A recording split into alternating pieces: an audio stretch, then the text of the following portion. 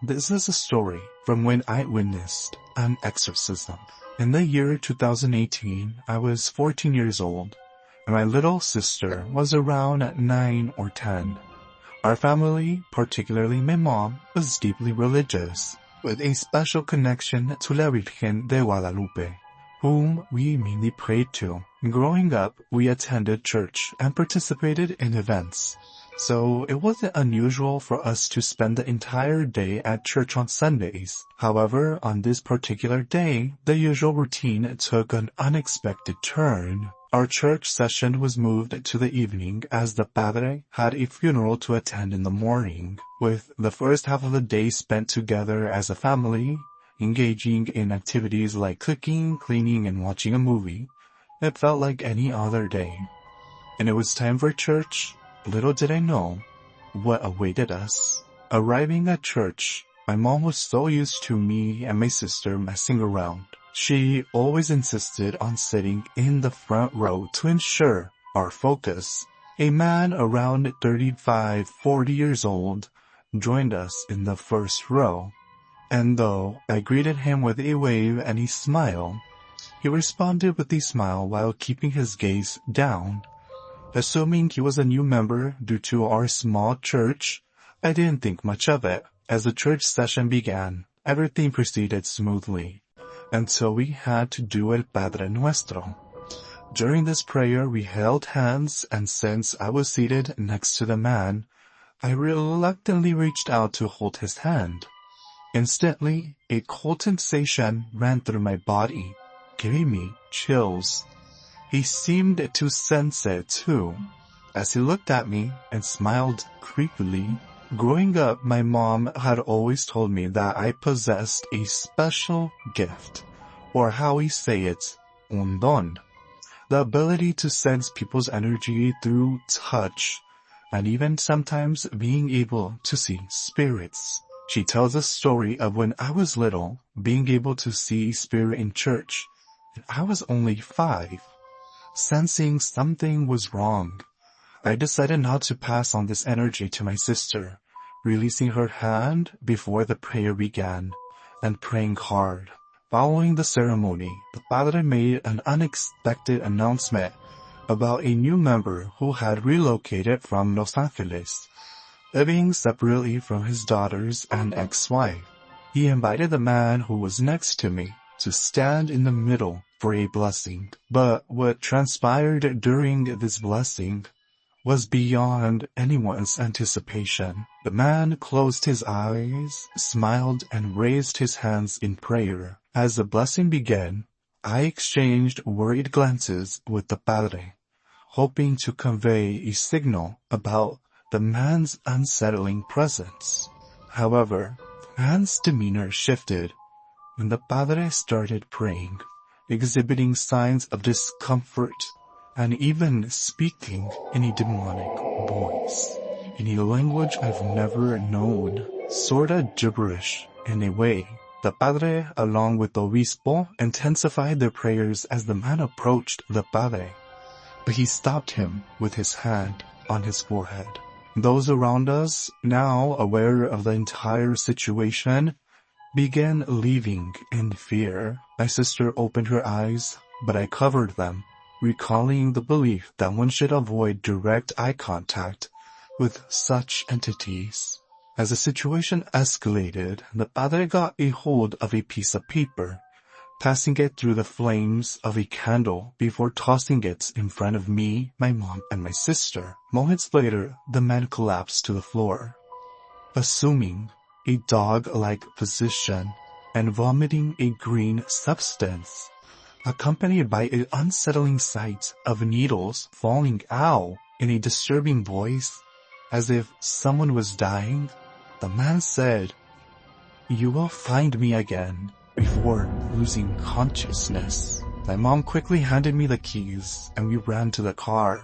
When we went inside, we were speechless and in shock by the unimaginable events. In the car, the weight of the experience hung heavily between us, leaving us at a loss for words. To this day, what was still scary and gave me the chills was that throughout the ceremony, Sometimes I would catch a glimpse of him smiling, kind of like a grin, and looking down. He never once looked up except that time we locked eyes. I remember seeing him leave the church, and we were still there by the time he left, because even my mom couldn't drive home. His car was 2 parking spots down. He got in his car, looked down, then looked at me with a smile. I will never forget this day, and ever since that day, I would say my don got stronger. Being able to sense spirits near me, seeing them sometimes, but I never felt such a heavy, cold spirit as I did when I touched that man's hands.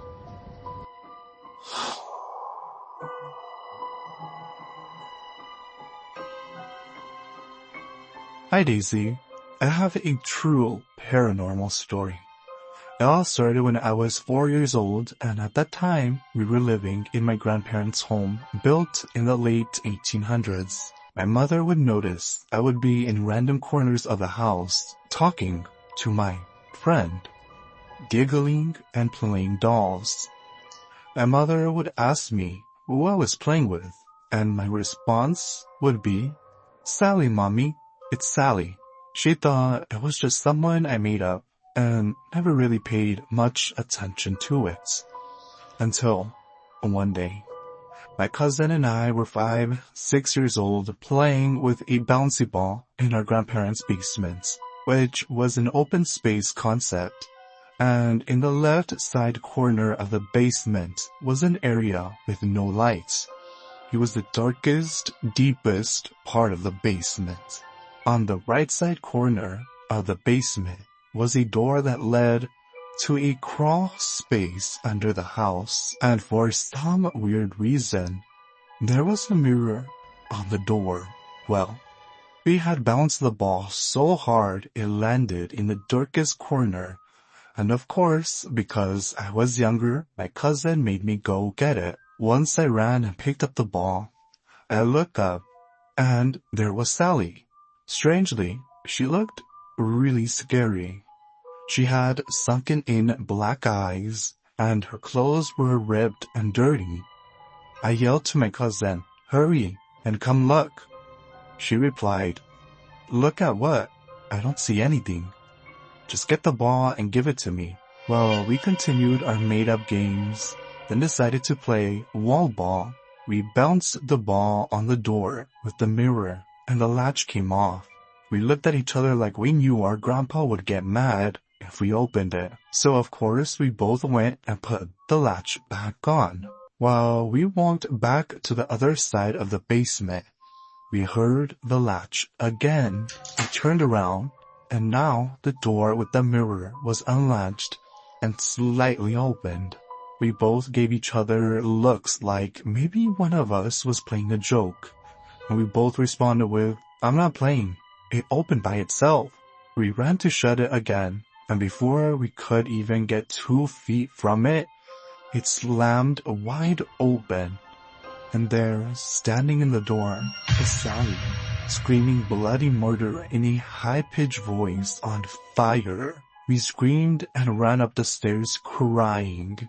I decided to look behind us, and Sally was chasing us up the stairs, and we could feel the heat from her burning body. We got to the top of the stairs, slammed the door, and my mom came running asking what happened, and we explained what we saw. But of course, being kids with imagination, she didn't believe us until she opened the door to the basement, and on the other side of the door was a slight burned out print of a small body.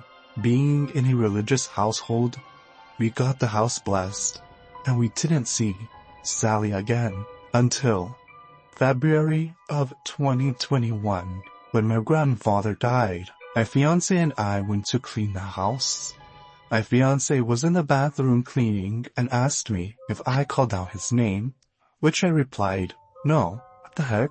Have you heard the TV? Nope, it's not on." He ignored it and continued cleaning. We both walked into my grandparents' room while looking at each other, having a conversation, and we looked directly in the mirror on the dresser. Our blood ran cold, and our faces were flushed out of any color. Right behind us was Sally, on fire. We turned around so fast to look behind us, and she was gone. I still feel like she's around, somewhere close by.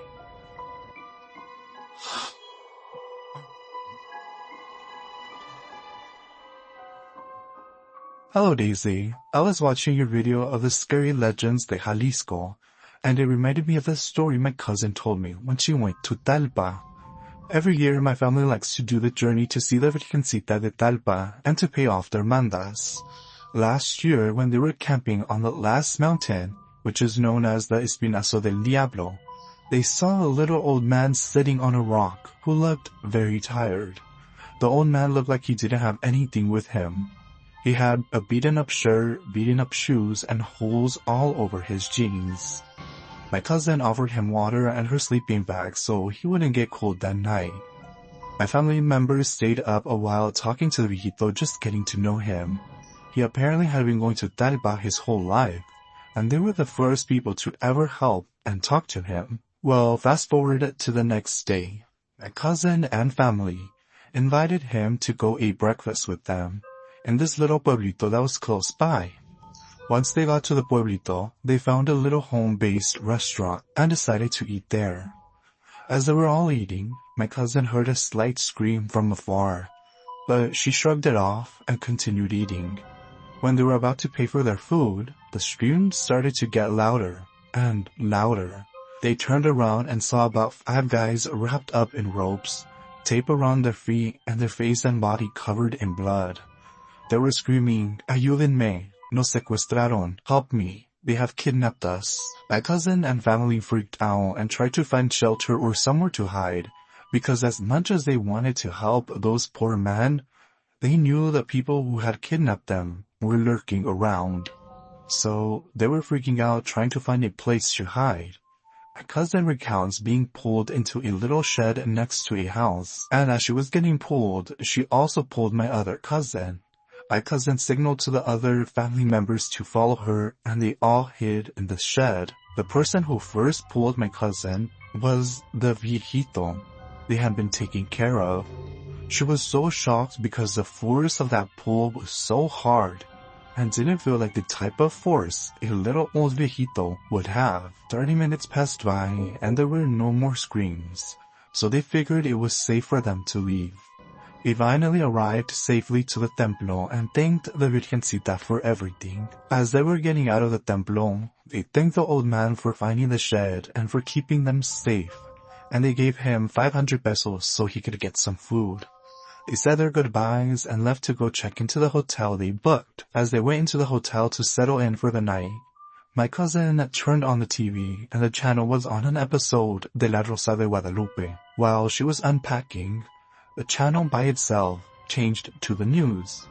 The news had shown that they had found a deceased body in the pueblito where they had stopped to eat. The body that was found was the viejito that was with my cousin and family. The body had apparently been missing for 1 week.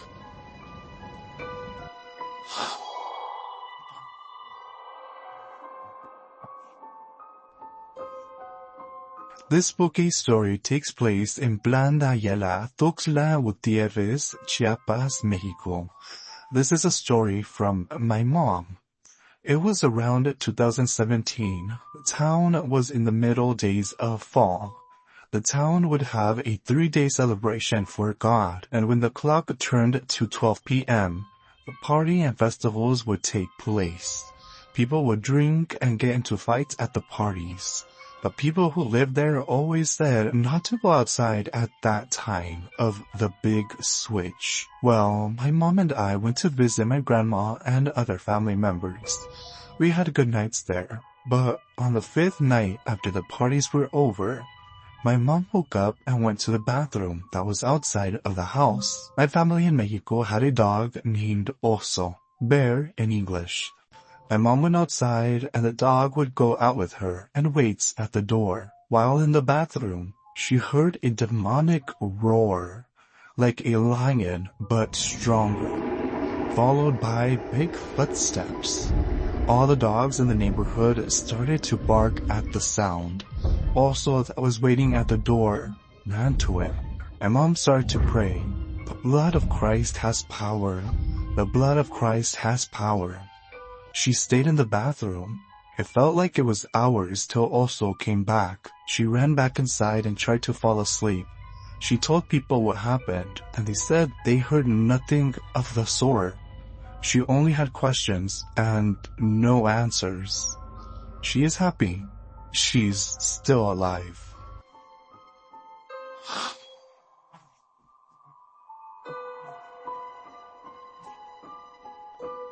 I would like to share a story my mother experienced.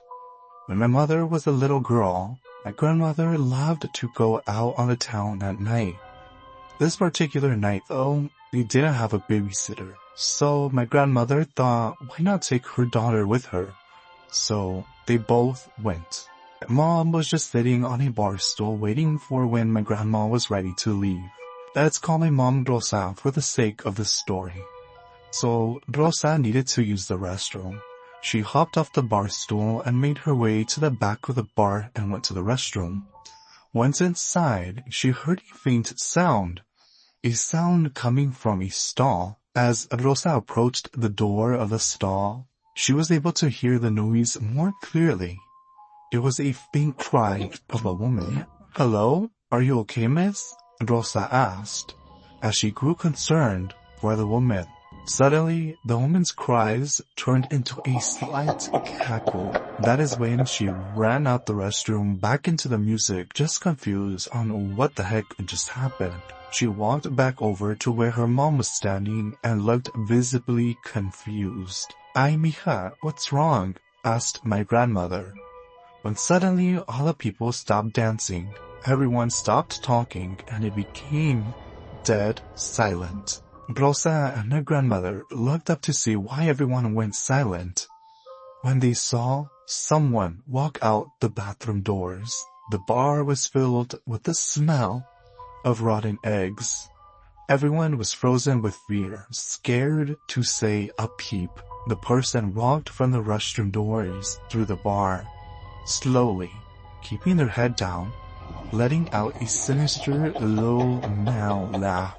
The man had a leg of a chicken and a leg of a goat.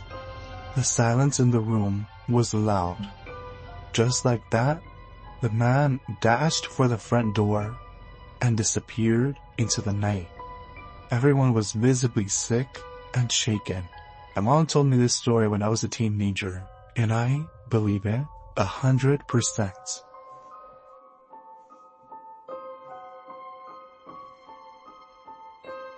Hi Daisy, I wanted to share a paranormal story of how a bruja almost took me when I was born in the hospital. Mom gave birth to me at 3 in the morning.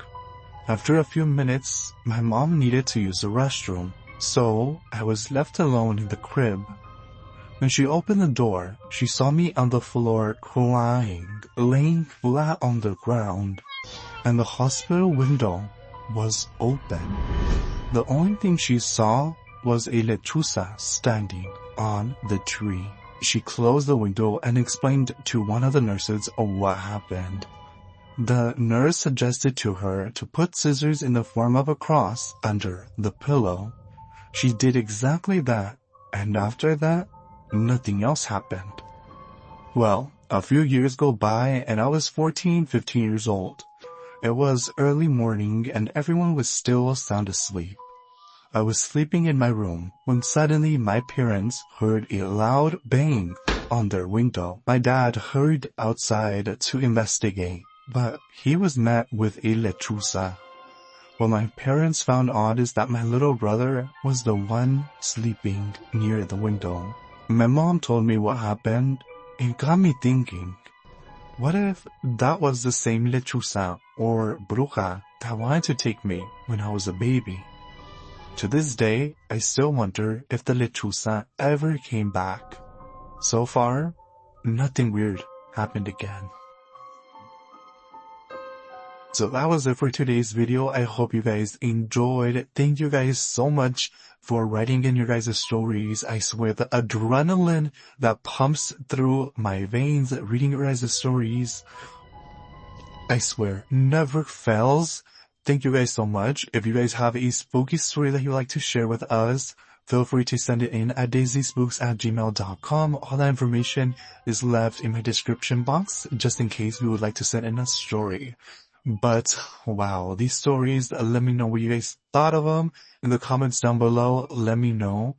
They spooked me out. Literally my heart, boom, boom, it's racing. But thank you guys so much for watching. I hope you guys enjoyed. Hopefully you guys got spooked out. And I hope to see you guys all in my next one.